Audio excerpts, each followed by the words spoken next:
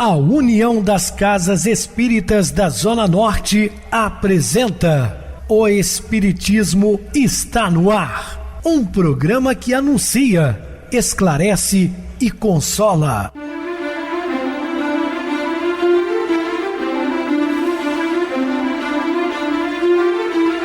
Não se turve vosso coração. Credes em Deus, credes também em mim. Na casa de meu pai há muitas moradas. Se assim não fora, eu vou-los teria dito, pois vou preparar-vos lugar. O Espiritismo está no ar. Sintonize esta frequência. Pare, pense na vida, faça perguntas. Uma ótima noite para você, muito obrigado pelo carinho, pela sintonia. Rádio Clube FM, sua voz é a nossa voz. Estamos no ar de segunda a sexta, desde 2014 pela emissora, depois também pelo YouTube. O canal é Viver _ Melhor. Se inscreva, deixe seu like, sua opinião é sempre importante para nós. Ou acesse o YouTube, digite O Espiritismo está no ar, lá encontrarão vários programas, inclusive o do dia. Recebo carinhosamente meu querido amigo, expositor espírita Marcos Ferreira. Uma boa noite, seja muito bem-vindo. Boa noite, Pedrosa, boa noite a todos os ouvintes. Vamos para mais uma noite de estudo do Evangelho de Jesus. Muita paz a todos. E, meus irmãos, vamos estudar a revelação dos anjos. Dúvidas, entre em contato conosco, ligando para a Clube FM, que é 0 operadora 32. Seu WhatsApp 999327758. Para falar comigo, utilize a TIM 988012675. O WhatsApp 9844949, novamente 59.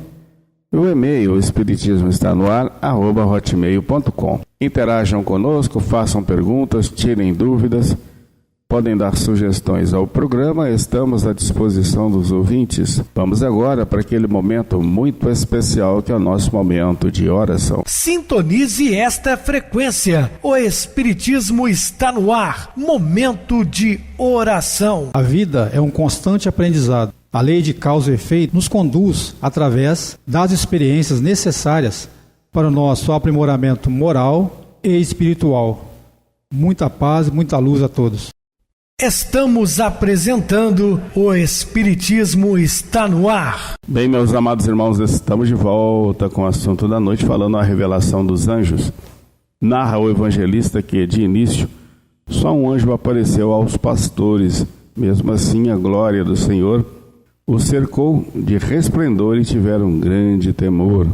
No início, do cristianismo, muitos espíritos, que nós chamamos de espíritos de luz, para algumas correntes religiosas de anjos, eles manifestavam, eles faziam presente, ser visto, inclusive materializado, trazendo informações do mundo espiritual. Curioso esse nosso medo ante as manifestações espirituais. Por que será? Talvez pelo inusitado que nos intimida, ou por estarmos habituados a pensar em deuses rigorosos que nos apavoram, e também porque instintivamente nos reconhecemos em família perante a lei divina, e isso nos faz temerosos de possíveis consequências. O anjo, o mensageiro espiritual, precisou acalmar os pastores. Não temais, tragam novas de alegrias para todo o povo. Na cidade de Davi vos nasceu hoje o Salvador, o Cristo. Então, uma informação que esse Espírito trouxe àqueles pastores.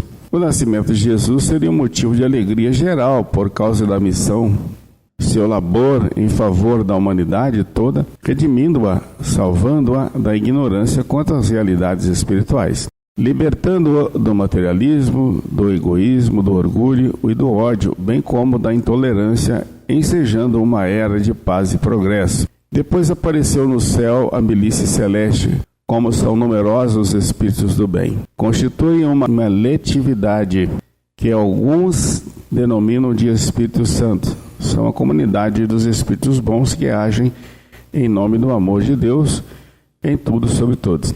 Então, nós entendemos perfeitamente que o Espírito Santo é uma pleiade de espíritos superiores. A humanidade, no entanto, supõe que o mundo esteja ao acaso ou entregue às hostes malignas e por isso teme. A multidão de bons espíritos cantavam: glória a Deus às alturas. Louvavam a Deus, pois é Ele e dele que nos vem todo o bem, que sua vontade é soberana. Paz na terra, cantavam também. Tanta coisa parece faltar no mundo. Solo, casas, pão, roupas. E os bons espíritos somente nos desejam paz. Sim, é o quanto basta, basicamente, as criaturas, pois tudo mais que nos é necessário, Deus já previu e providenciou que existia. Eu sempre gosto de dizer que o homem precisa de duas partes importantes na vida: saúde, quando eu falo saúde é integral, né? Saúde física, emocional, espiritual, e paz. Então, saúde e paz. O resto, como diz o ditado popular, a gente corre atrás. Porque não adianta você ter muito dinheiro e não ter saúde, né? Não adianta você também ter muita saúde e não ter paz interior, né? Não conseguir dormir, ou somente a base de medicamentos fortes. Então, a pessoa tendo paz de espírito, ela dorme uma noite tranquila, sossegada, né? E tendo uma boa saúde enquanto está aqui. Deu aos seres vivos a vida, a inteligência, a capacidade de ação e também da imortalidade. Por morada concedeu-lhe o universo, pleno de recursos, ensejando-lhes a convivência com seres iguais, inferiores ou superiores, para que possam realizar obras e desfrutar vivências afetivas, evoluindo intelectual e moralmente. O que mais precisaria fazer?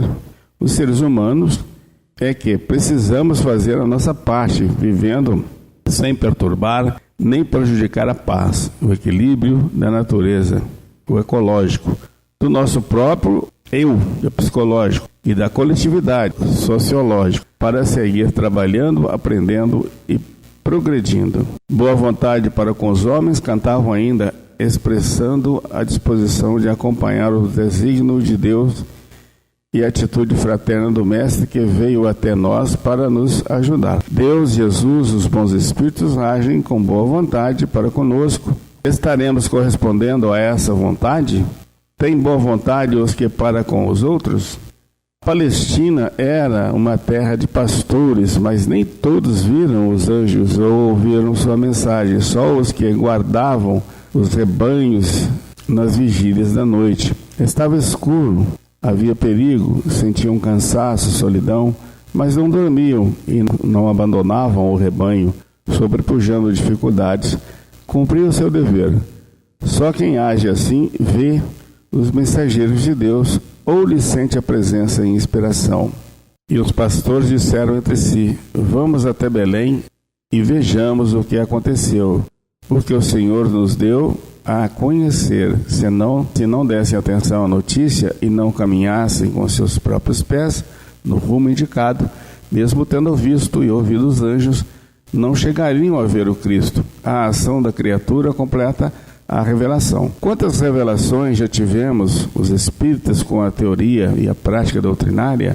Imortalidade, reencarnação, evolução, livre-arbítrio, causa e efeito, intercâmbio mediúnico, fluidos, perispírito, revivência do Evangelho. Que estamos fazendo para dar sequência em nossa vida a tantas e tão valiosas informações espirituais? Apenas Mateus menciona os magos, que a tradição popular os fez reis.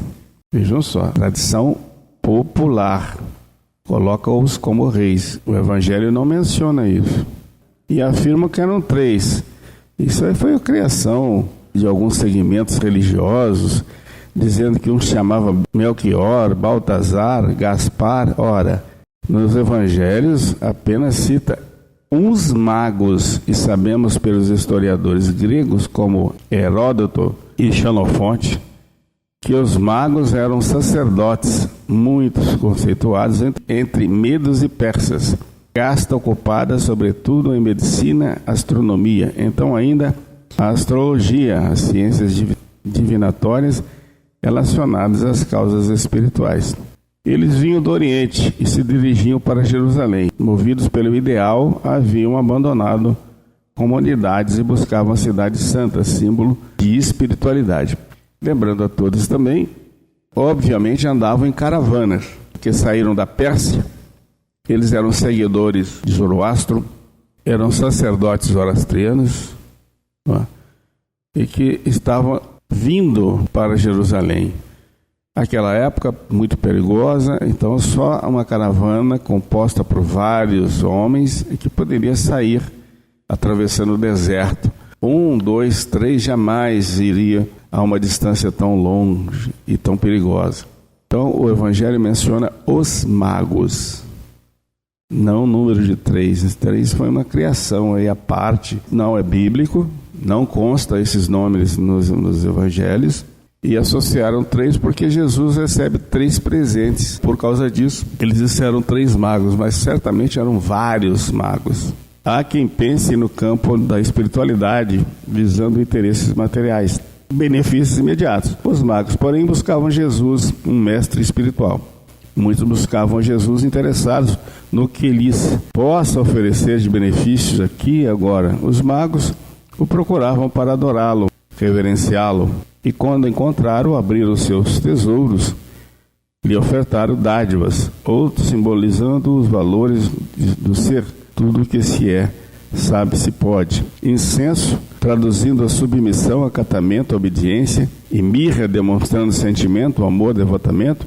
Após ter encontrado Jesus, os magos receberam uma revelação em sonho. A comunicação com o plano espiritual, enquanto o corpo dorme, é ocorrência comum de que nem sempre guardamos lembrança. No seu sonho especial, os magos foram avisados: não voltem a Herodes. O aviso era para que não fosse encontrar o rei onde estava o recém-nascido, porque não queria reverenciá-lo como afirmava, e sim ceifar-lhe a vida. Então os magos não retornaram a Herodes e dali partiram de volta para as terras distantes de onde tinham saído. Quando lemos o relato evangélico, admiramos-nos da cegueira espiritual dos judeus.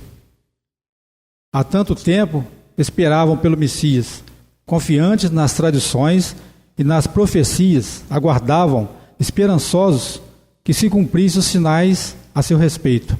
E Jesus chegou em meio a muitos sinais reveladores. Por que não o identificaram, não o reconheceram? Esperavam um rei material, guerreiro, libertador físico. Diria o evangelista João: e a luz resplandece nas trevas, e as trevas não a compreenderam. Se fosse conosco, pensamos, não nos enganaríamos. O coração lhe revelaria a presença em emoção superior e o seguiríamos fiéis pela existência em fora.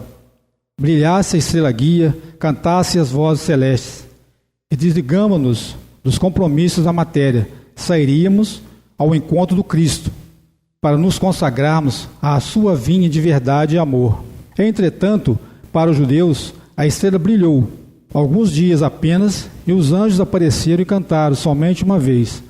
Enquanto nós, espíritas, estamos sempre em contato com os mensageiros espirituais, tendo revelações e presenciando sinais. E ainda não nos transformamos. Temos o que os israelitas não tinham: o conhecimento e entendimento da mensagem do Cristo. No Evangelho de Mateus, capítulo 25, aprendemos: vinde, bendito meu Pai, tomai posse do reino que vos está preparado desde a fundação do mundo, porque tive sede, me deste de beber. Era estrangeiro e me hospedastes, estava nu e me vestiste, adoeci e me visitastes, estive na prisão e fostes me ver.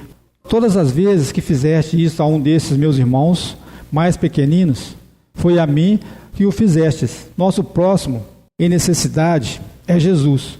Esse conhecimento nos permite ver o Cristo em cada ser, e não o reconhecemos nem o seguimos no amor ao próximo. Por que nos admiramos da cegueira espiritual dos judeus?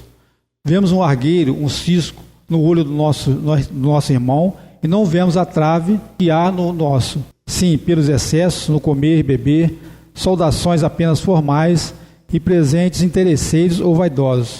Dia, mês e ano, Um dia Jesus nasceu, veio à terra, encarnou amando de Deus por amor a nós, seus irmãos menores. Aproveitando a sugestão do calendário terreno, espíritos benévolos convidam ao amor maior, inundam o ambiente espiritual terreno de sons e imagens superiores, estimulam atividades que favorecem o otimismo e a fraternidade. Em cada um de nós, a onda do bem anseia por eclodir. Aproveitemos o anseio de renovação que o mundo, mais do que nunca, é premente em nós. Esforcemo-nos por compreender e sentir a mensagem sublime de Jesus. Alistemo-nos nas legiões que confiam na vitória do bem. Unamos as vozes do que cantam o estribilho imortal, unir, recompor, construir, relevar. Movendo-se, então, na paisagem espiritual da humanidade, o Mestre, enfim, encontrará abrigo em nosso coração, as condições de união e vivência do clima fraternal. E, enfim, nascerá em nós esse Cristo divino, Jesus de Nazaré, o Verbo divino, que um dia se fez carne e habitou entre nós, como simbolicamente nos diz João Evangelista, ou como nos dizem os bons espíritos, o tipo mais perfeito que Deus tem oferecido ao homem para lhe servir de guia e modelo. Nasça Jesus em nossos corações e com Ele em nós façamos nascer ao nosso redor um mundo novo de paz e de amor. Jesus, quanta alegria em nossa alma quando lembramos o Teu nascimento em nosso mundo. Habitas por direito planos de luz e paz na espiritualidade e deixaste-nos para vires viver entre nós. Sabias que nós, Teus irmãos menores, éramos e somos criaturas ainda rudes no sentimento e na ação, mas nos amas e sabe que podemos nos transformar para melhor, desenvolvendo as qualidades espirituais que Deus, o Pai nosso e Teu, colocou em nossos espíritos como semente de vida eterna e evolutiva.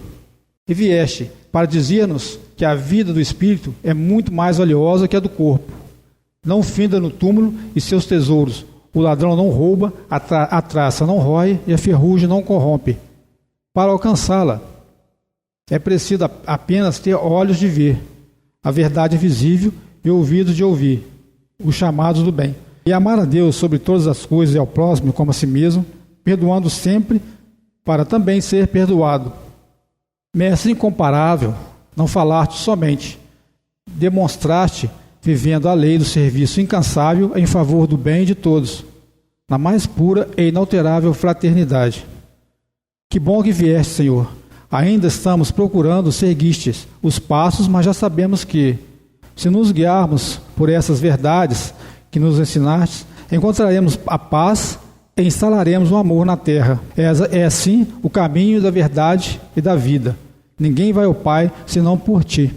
Como o povo de Israel anelava por ti há 2000 anos, assim precisamos de ti, Messias, ungido do Senhor, para sairmos das trevas e do pranto, da guerra e da dor, para um mundo de luz e alegria, de paz e solidariedade. Nasce em nosso coração, Jesus. Aceita o humilde aposento que te oferecemos em nossa alma, neste momento de prece, e vem iluminar a paisagem de nossa vida.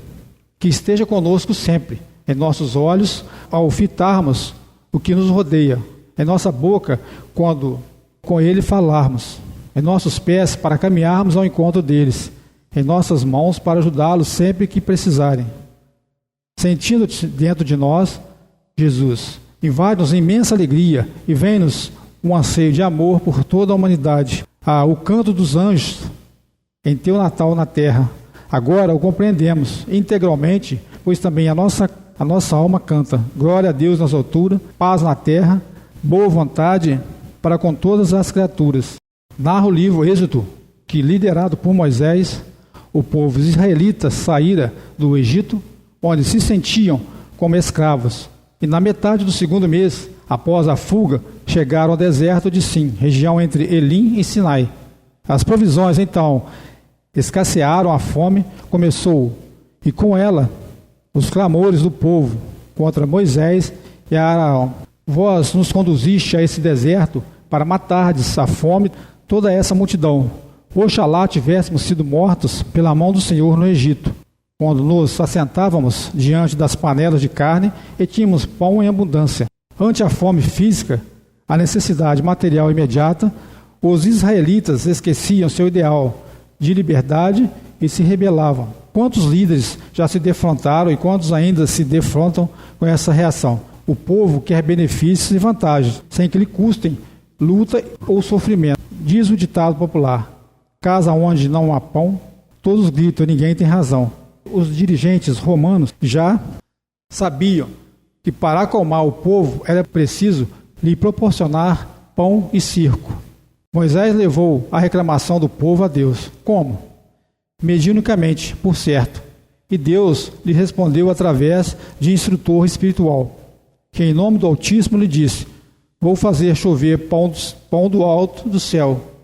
Essa tarde, antes que escureça, comereis carne, e amanhã pela manhã vos fartarei de pão. À tarde, quando os íris apareceram no horizonte e cobriram o acampamento.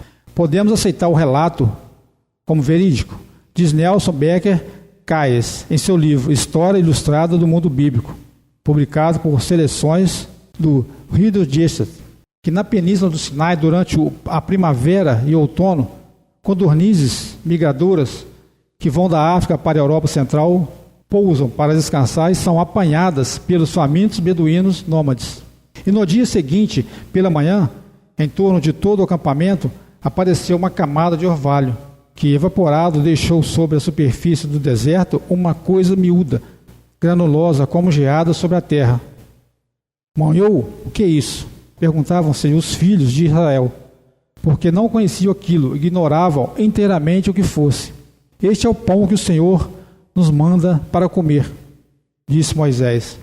Na forma, era semelhante à semente de coentro, esbranquiçado, resinoso e de sabor adocicado, como farinha com mel.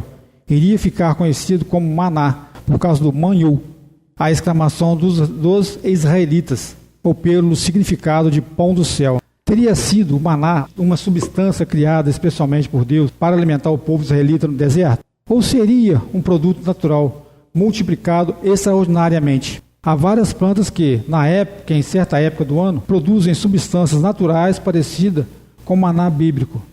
Na região indicada pelo episódio bíblico, há uma que os beduínos chamam de man-es-sama, que quer dizer pão do céu. São gotejamento de uma espécie de tamargueiras espontâneo ou provocado pela cochonilha minúscula, inseto encontrado somente no Sinai. Se por ali viajarmos, provavelmente nos oferecerão esse doce maná. A providência divina não descura da nossa necessidade de sobrevivência. Somos seres espirituais, mas estamos encarnados, revestidos de um corpo de carne que precisa ser alimentado. Em toda parte estão previstos recursos naturais para essa nutrição e nos foram dados inteligência e capacidade de ação para empregá-los. Cabe-nos trabalhar e produzir, ensinar aos outros a lidar com esses recursos e utilizá-los, e também partilhar com quem não saiba ou não possa produzir assim. Nas situações que os seres sozinhos não sabem e não podem produzir, foi prevista ajuda extra, como maná e as codornizes no deserto. Houve instrução espiritual para que somente se recolhesse do maná um tanto por pessoa, correspondente a cerca de 3 litros. Por que essa medida exatamente? A sabedoria divina estabelece limites providenciais para as atividades humanas. Qualquer excesso, dano, tombo. Assim, os danos que causam os excessos alimentares, como os sexuais, as paixões e os vícios, sendo conveniente manter sobriedade em tudo, seja no comer pela continência, nas funções ou no controle das emoções. Muito bem, bem explicado. Vamos agora para o intervalo musical, a seguir a nossa oração final. Um raio de luz.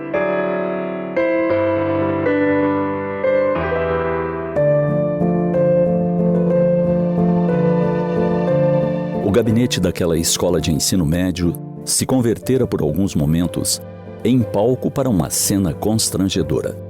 O aluno de 16 anos de idade, sentado, cabeça baixa, pensamento em desalinho, aguardava a sentença. Os pais, desolados, olhavam em silêncio para ele. Vários de seus professores haviam dado seus depoimentos, todos desfavoráveis sobre o jovem rebelde.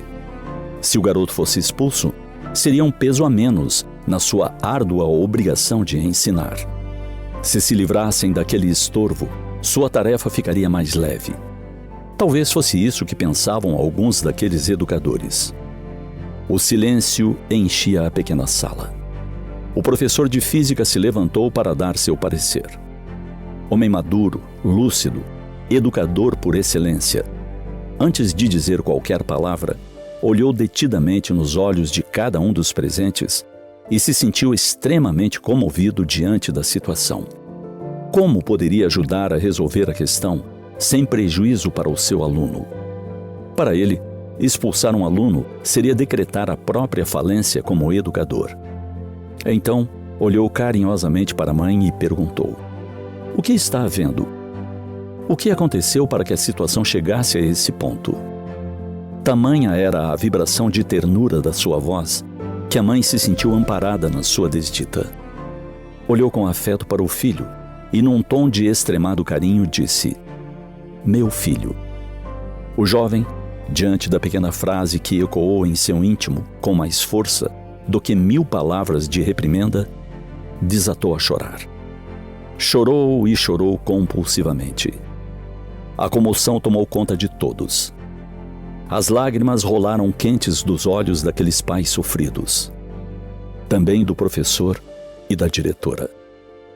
Após quase meia hora, as lágrimas foram cedendo lugar a certo alívio, como se uma chuva de bênçãos tivesse lavado o travo de fel que pairava sobre a assembleia. Quebrando o silêncio, o garoto falou: "Mãe, posso lhe prometer uma coisa? Vocês nunca mais virão à escola por motivos como este." O jovem cumpriu sua promessa. Um dia, o professor de física o encontrou no corredor da escola e lhe perguntou: "O que fez você mudar naquele dia?" O jovem, um tanto constrangido, respondeu: "É que minha mãe nunca havia me chamado de meu filho." Aquelas 2 palavras, professor, pronunciadas pela minha mãe com uma sonoridade espiritual tão profunda, foram o suficiente para eu mudar o rumo da minha vida. O rapaz se foi, deixando o mestre absorto em seus pensamentos. Em sua mente, voltou a cena daquele dia distante. Intimamente, pensou sobre qual seria a situação desse moço se tivesse sido expulso da escola. Pensou também na força da expressão "meu filho" e ficou a imaginar quão poderoso é o afeto de mãe. Como homem notável e admirável educador, concluiu em seus lúcidos raciocínios: o dia que as mães quiserem, elas mudarão o mundo.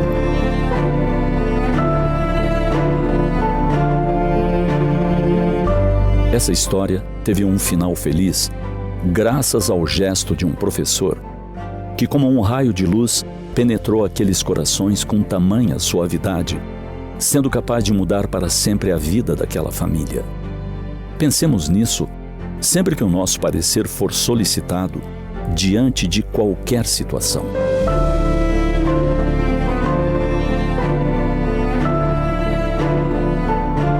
Sintonize esta frequência. O Espiritismo está no ar. Momento de oração. Senhor Jesus, Mestre Divino, damos-te graça mais uma vez pela oportunidade de sempre estarmos juntos, conectados com a espiritualidade maior, amparados por benfeitores no nosso trabalho diário de divulgação de sua sábia doutrina, Senhor, que é um bálsamo para todos nós que ainda sofremos da nossa própria ignorância, por não compreendermos ainda que somos uma família universal e que se alguém sofre do outro lado do planeta, devemos sentir, porque todos somos filhos do mesmo Pai e da mesma Mãe Natureza. Enquanto não compreendermos isso, passaremos ainda por grandes sofrimentos. Mas pedimos, Senhor, que nos ampare, nos proteja na nossa caminhada evolutiva. Portanto, damos-te graças a Deus. Meu querido irmão Marcos, suas despedidas. Boa noite, Pedrosa. Boa noite a todos os ouvintes. Feliz por mais oportunidade de trabalho na Seara do Cristo. Muita paz, muita luz a todos. Boa noite para você, Marcos. Muito obrigado pelo apoio aqui no programa. Boa noite também a todos os amados irmãos ouvintes do YouTube, internautas do Brasil, do exterior, nossos irmãos da Zona Norte e de Juiz de Fora que nos acompanham com a rádio local 87,9, Rádio Clube FM. Continue ligados, ouvindo a nossa próxima atração, o programa Batidão com o DJ Tico, a seguir na voz de Ailton Moreno, o Encontro Central. Boa noite a todos e até amanhã, se Deus quiser.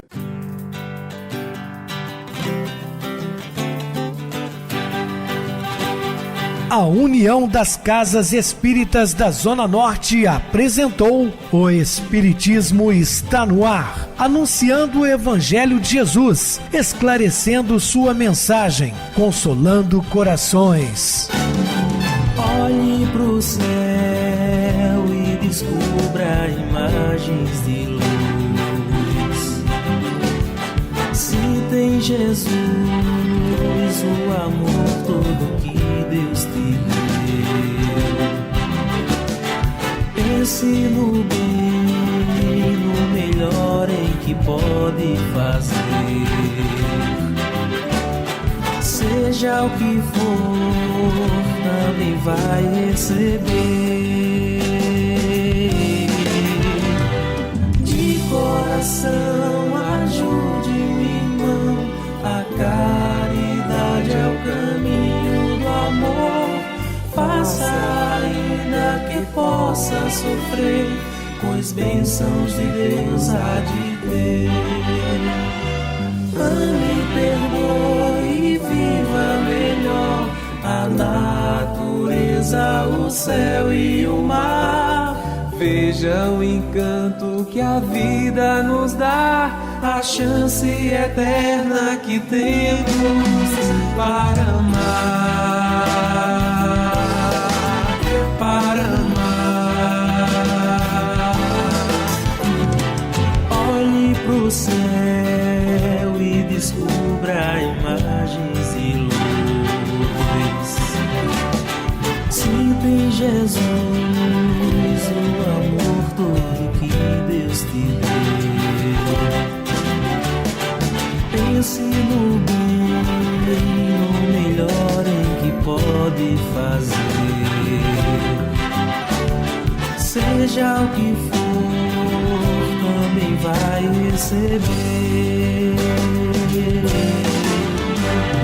De coração, ajude o irmão, a caridade é o caminho do amor. Faça ainda que possa sofrer, pois bênçãos de Deus há de ter. Ame, perdoe e viva melhor a natureza, o céu e o mar. Veja o encanto que a vida nos dá, a chance eterna que temos para amar.